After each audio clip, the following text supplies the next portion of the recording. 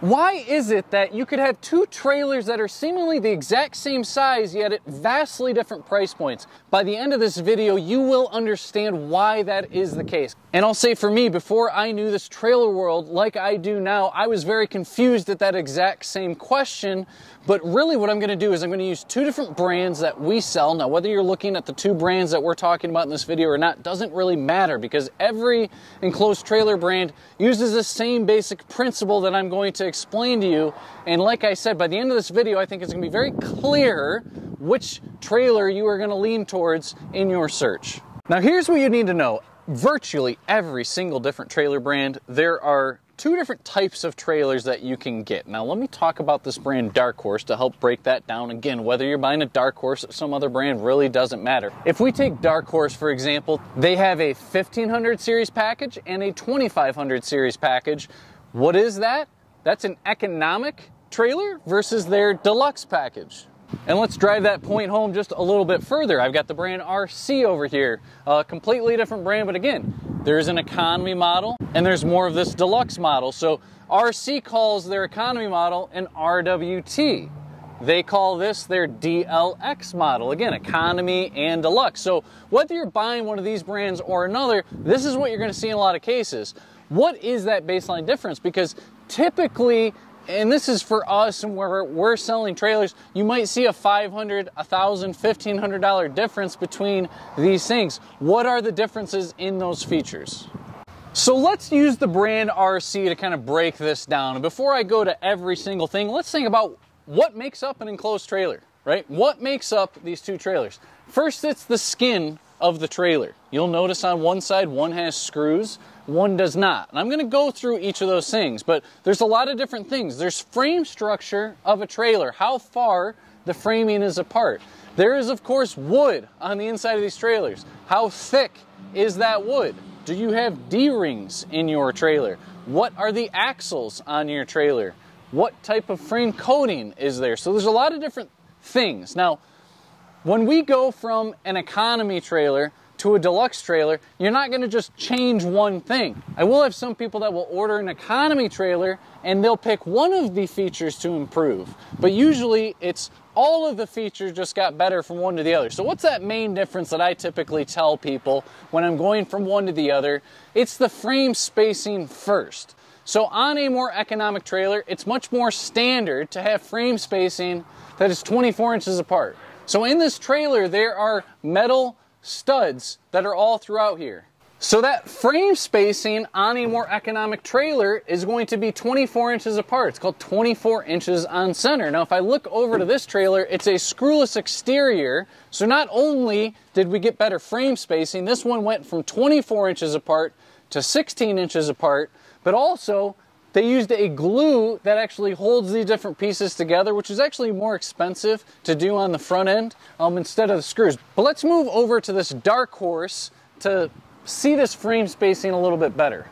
This is a Darkhorse, which is their more economic package, the 1500 series, and then they have their 2500 series, which is a more upgraded feature. Again, if I were to measure the spacing on this 24 inches apart, that's on that economic model. Now on this model, semi-similar to what RC does on their deluxes, they're going to give you not completely screwless, but less screws. So there is a stud, actually two of them, that come in here, and this spacing between all these studs is 16 inches apart. And so you're going to get a lot more rigidity on that trailer when you go to 16 inch on center. So we're jumping back to the RC line. I'm going to go ahead and flip both of these doors down now. So right here is their more economic trailer. And then over to the deluxe side. Now, seemingly looking at these two trailers on the inside, sometimes you can point blank just instantly know that one has more structure and rigidity to it than another. So I'm kneeling down in this more economic RC trailer. I'm not the usual suspect. I'm 6 foot 8 inches tall. If I were to try to stand inside this trailer, that doesn't work so well. So can you get an economic trailer in something that is taller? Absolutely you can. But if you're looking at these varying prices from one brand to another, or economic, to something that's deluxe, certainly the height of the trailer affects the price, right? If it's not built as tall, there's less material there, and it's going to be more economic.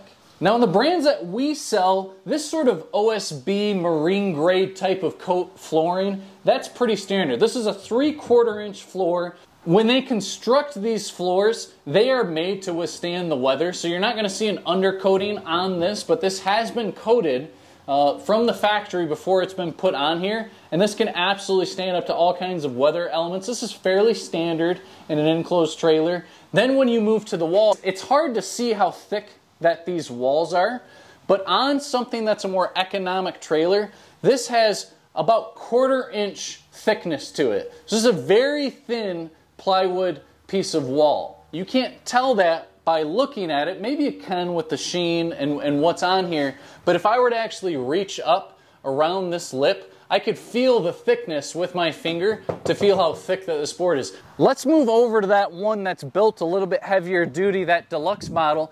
Notice as I walk in the trailer, I actually have this little flip board, a little bit of a transition flap coming in. Some of those details you might not find on something that's a more economic trailer. Another thing that I like about this is this one's taller for a guy like me. Here's another thing to consider when you're buying an enclosed trailer. Yeah, I did have to duck a little bit because I'm super tall, right? But this is 7 foot tall on the inside. You're usually going to lose about 6 inches coming into that trailer. So many people we see buying a side-by-side or something else, and they're always looking at the height of the trailer. Take into account that you're going to lose about 6 inches coming into that trailer. You got to think about that clearance coming in. But if I go over to the walls on this trailer, if I reach up and over this lip, I can kind of feel with my hand how thick that this wall is. This is about 3/8, so it's significantly thicker than something you're going to find on that deluxe trailer. Also notice, in the trailer, you've got D-rings in this trailer. So those are things you're going to see as more of a standard on something that's a higher end model. Let's jump over to that Darkhorse to kind of further ingrain the difference in these two models. And let's think about the fact that you might not be in our region. We're located here in Michigan. Come do business with us. But if you're not in our region, again, there's all sorts of different trailers, right? I've talked about this RC brand, and we're moving over to talk about this Darkhorse. Well, the difference in these two economy models, you may have noticed there were no D-rings in the economic version in this RWT trailer. But if you look at the economic Darkhorse trailer, they do have something like a transition flap even on their economic trailer. They do have D-rings as a standard even in their economic trailer. So among different trailer brands, there still may be some difference in baseline features, but there's typically always going to be this version versus that. And I'll say in a Darkhorse, if I show you guys the inside of a Darkhorse trailer, they use a little bit stronger plywood wall. If I was to look and kind of pan around in this 1500 series Darkhorse trailer, and then I did this in their more deluxe model, you wouldn't be able to tell much of a difference because both of them have D-rings, both of them have plywood walls. Now the difference is going to be that plywood wall is more of a 1/4 inch in this economic trailer. If I come in here and again kind of use that trick of feeling, this is a significantly thicker, I can feel it when I go over the top, this is a significantly thicker plywood wall. So those are things that are going to be different. Now, just to kind of hone in on some of those exterior features, if I were to look between these two, I did mention that you have frame spacing differences. It's also very common in more of these economic trailers that you're going to see a 1 inch tall trim piece. This is just a little bit easier to pull out, but does still give a finished look to the edge. But if you go over to this side, you've got a 2 inch tall piece, and that's just stouter, right? It's going to hold better over time. So that's going to be somewhat of a difference that you're going to see. And you're going to have this difference of economy and deluxe, but just among different trailer brands, that's where you're going to start to see some just different options from brand to brand.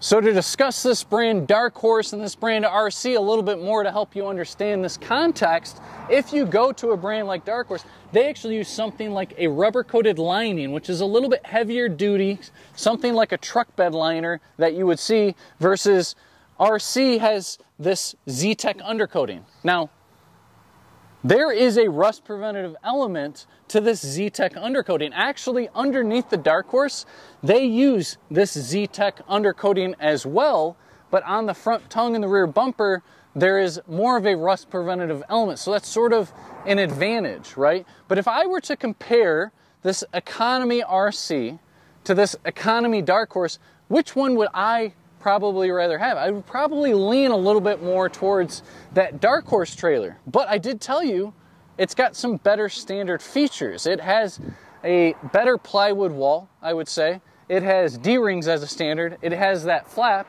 Well, along with those better features, it's going to cost a little bit more. So who are you? What does it matter in your case? Are you just moving some stuff and you want to just pay as little as possible? You're okay with a shorter trailer? Or is it about getting something just a little bit better? Because you could have two exactly identical trailers. Picture a 7x14 trailer in both these brands, and you might have a $300 to $400 discrepancy right there, even in the economic models. But if I were to go to a very large disparity, if I were to look at an economic RC trailer up to a deluxe RC trailer, there's going to be a much larger discrepancy in price. And normally on a deluxe trailer, you can absolutely get this package that we kind of been showing in a steel trailer. This one happens to be aluminum. You can tell by this sheen right here. Aluminum's something that is more expensive. It's lighter. We've got videos that we've talked about the difference between steel and aluminum. I encourage you to check this video out right here. We also have a video that we've done an in-depth talk about Darkhorse manufacturing. So we do a lot of different things on this channel. Check those things out. And to dive a little bit deeper on that price point difference, we could have a 7x14 trailer that's a little bit shorter. It's in that economic version. And for us, we could sell a trailer like that in that $5,500 to $6,000 range, right? But if I'm to move over to a deluxe, if I'm to move over to an aluminum frame, and if I start to add some other features, you can look at a lot of trailers and they're completely finished with white walls. There are E-track options. There are options to get an awning opening door depending on what you're trying to do. There's all sorts of things. You know, this, even without all of those upgrades, is going to be more in that $8,000 to $9,000 range. But I could easily get to $10,000, $12,000 on this package if I were to just add some of these other features. But number one, remember, you got to look at the frame spacing, and then you got to start to look at all those other things. So if you are thinking about the rigidity of a trailer, but you're trying to think about your budget, you could go with an economic trailer and just get a 16-inch on center wall upgrade. And that's a way to not break the bank and pay for all these other features that might not matter to you. But if you just kind of want to go across the board, then it might make sense to move over into this more deluxe package. And as I make my way around this trailer, there's things like upgraded rims that you can get, all aluminum rims. I could upgrade these axles. Very common to get 3,500 pound axles. I could go to something like a 6-lug or 8-lug axle, and I would have 5,000, 6,000, 7,000 pound axles. And that might matter depending on the weight that I'm putting in this trailer. I really do like some of those really high-end features you start to see on more deluxe models. I love what RC does.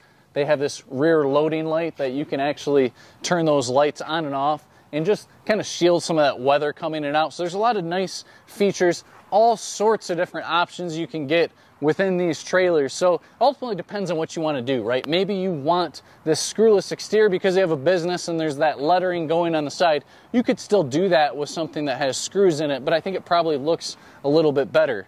So now you may be thinking, Matt, now I know all the differences in these trailers. I was just going to go ahead and buy the cheapest one. Well, you know, I'll say this. It very much depends on, number one, what is my budget? But then what am I planning to do with it? I'll say that I've sold a lot more of these higher end deluxe type of trailers to, you know, maybe a business owner, someone who's using it every single day.